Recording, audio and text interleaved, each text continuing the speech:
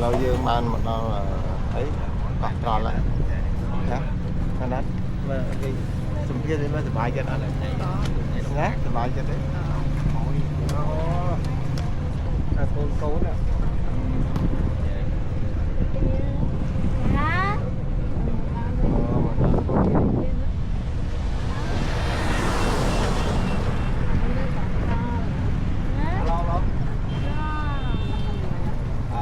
bài chân đấy con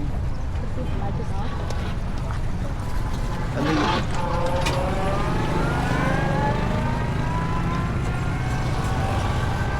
mua khoai máy đeo vào được luôn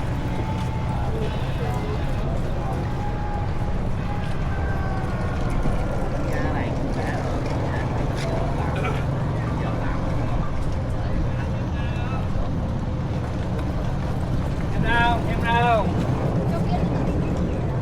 cắt ra bạn ơi bạn không mà